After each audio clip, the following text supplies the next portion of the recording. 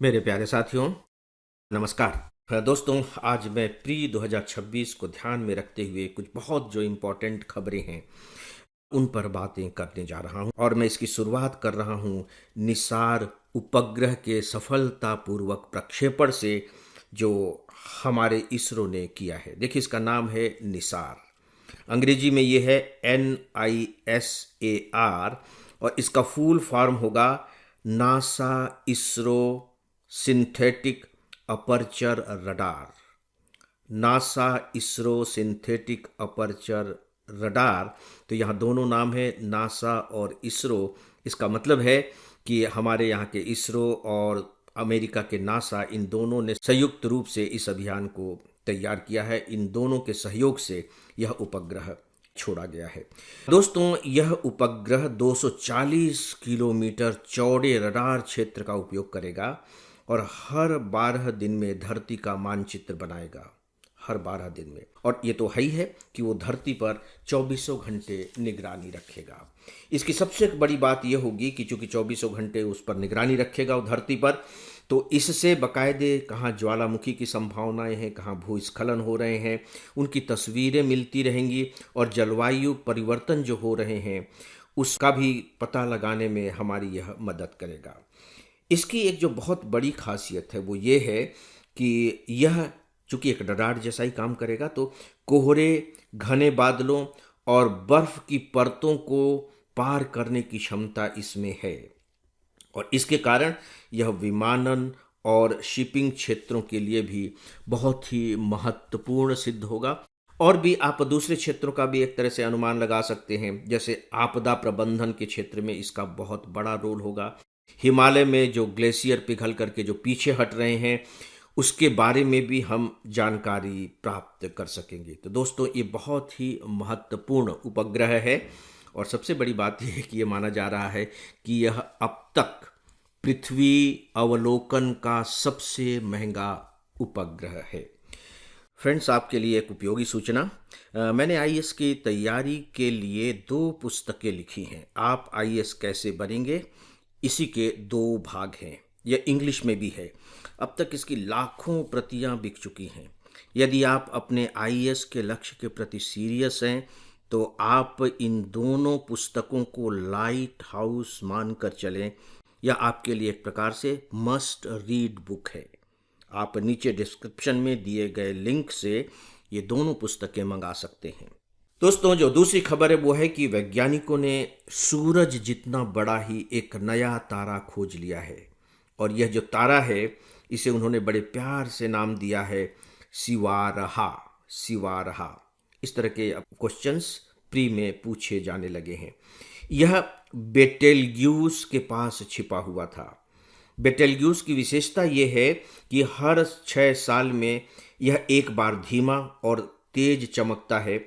तो वैज्ञानिक समझ नहीं पा रहे थे कि भी ऐसा क्यों होता है। अब वो ये मान रहे हैं कि नहीं, उसके पास ये सिवारहा नामक जो तारा है उसके कारण ऐसा होता है और यही साथी तारा है जो बेटेलग्यू के चारों ओर चक्कर लगाता रहता है और इसकी वजह से ही इसकी जो चमक है उसमें बदलाव आता रहता है। दोस्तों, एक इंटरेस्टिंग खबर, और वो खबर ये है कि हमारे वैज्ञानिकों ने लद्दाख, ध्यान से सुनिएगा, लद्दाख की सुरु वैली की झाड़ियों में, सुरु घाटी की झाड़ियों में एक पक्षी का पता लगाया है। उस पक्षी का नाम है लॉन्ग बिल्ड बुश बार्बलर। मैं रिपीट कर रहा हूं, लॉन्ग बिल्ड बुश बार्बलर पक्षी। 46 वर्षों के बाद यह पक्षी फिर से देखने को मिला है।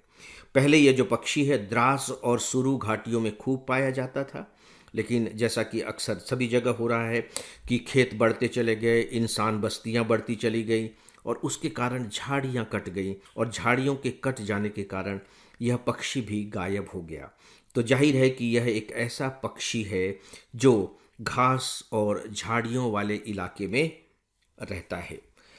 दोस्तों, जो नेक्स्ट खबर है वो ये है कि जनजातीय समुदाय के स्वास्थ्य सेवा में सुधार के लिए अब जीनोम सीक्वेंसिंग परियोजना शुरू की गई है और इसे शुरू करने का श्रेय गुजरात को जाता है। गुजरात पहला ऐसा राज्य बन गया है जो इसकी शुरुआत कर रहा है। ये जो परियोजना है, इसका जो उद्देश्य है वो ये है कि आदिवासी समूहों के बीच आनुवंशिक स्वास्थ्य जोखिमों को समझना और एक डेटाबेस तैयार करना है। इससे जो वंशानुगत जो बीमारियां होती हैं उन्हें पहचानने में मदद मिलेगी और खासकर कैंसर जैसी बीमारियों को प्रभावित करने वाले जो फैक्टर्स होते हैं उन्हें भी जानने में मदद मिल सकेगी। फ्रेंड्स, जो नेक्स्ट खबर है वो रतन थियम जी को लेकर है। रतन थियम, ये बहुत बड़ा नाम है। चूंकि ये नॉर्थ ईस्ट के हैं इसीलिए शायद ये नाम उतना पॉपुलर यहाँ नहीं है, लेकिन जो भी रंगमंच से जुड़े हुए हैं वे इनके नाम से बहुत अच्छे तरीके से परिचित हैं। ये मणिपुर के बहुत ही प्रसिद्ध रंगमंच कलाकार हैं। उनका कुछ दिनों पहले निधन हो गया। तो चूंकि साहित्य कला और संस्कृति आपके सिलेबस में है तो आपको इनका नाम जानना ही चाहिए। ये मणिपुर का जो रंगमंच है उसे नए स्वरूप में प्रस्तुत करने के लिए और राष्ट्रीय स्तर पर स्थापित करने के लिए जाने जाते हैं। फ्रेंड्स, एक अच्छी खबर यह है कि अब भारत ने चीनी पर्यटकों को अपने यहाँ आने के लिए वीज़ा देने हेतु अपनी स्वीकृति दे दी है और अब चीनी पर्यटक भी भारत में आ सकेंगे। अब आपको लग रहा होगा कि ये क्या मतलब हुआ, क्या इससे पहले चीनी पर्यटक भारत नहीं आते थे? दोस्तों, उसका कारण ये है कि जब कोरोना महामारी जो फैली थी, आपको ध्यान होगा, तो ये माना गया था कि इसकी शुरुआत चाइना से ही हुई है।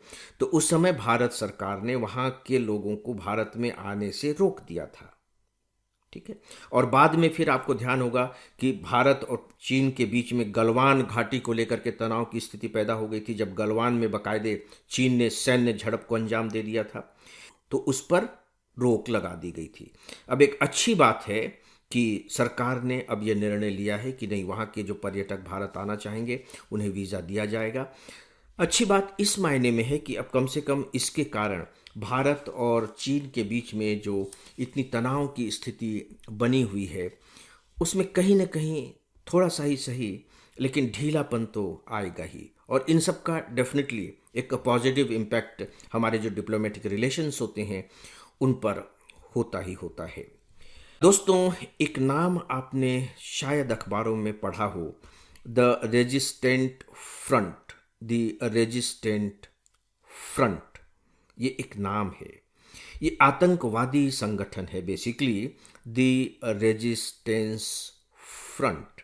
तो दोस्तों, जो इम्पोर्टेंट बात है वो ये है कि संयुक्त राष्ट्र संघ ने इस संगठन को आतंकवादी संगठन घोषित कर दिया है और यह भारत के लिए एक बहुत बड़ी बात है। बाकायदे संयुक्त राष्ट्र सुरक्षा परिषद की मॉनिटरिंग टीम की जो अभी रिपोर्ट आई है उसने साफ तौर पर यह कहा भी है कि जो पहलगांव में हमला हुआ था उसमें ये जो TRF संगठन था वह शामिल था और इस संगठन का सीधा संबंध लश्कर-ए-तैयबा से था। तो ये भारत के लिए एक बहुत ही महत्वपूर्ण, आप कह दीजिए अंतर्राष्ट्रीय स्तर पर जीत है, क्योंकि भारत लगातार यह बात कहता रहा है, लेकिन पाकिस्तान जैसे देश और भी जो पाकिस्तान का समर्थन करने वाले देश हैं वो इसे नकारते रहे हैं।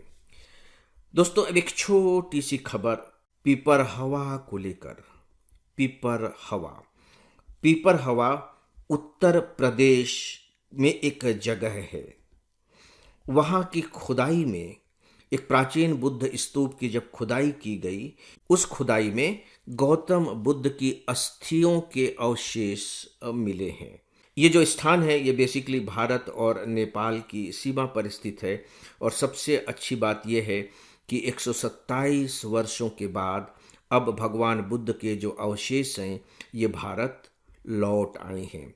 इन अवशेषों की खोज 1898 में की गई थी, लेकिन उस समय अंग्रेजों का शासन था तो ये भारत से बाहर चले गए थे।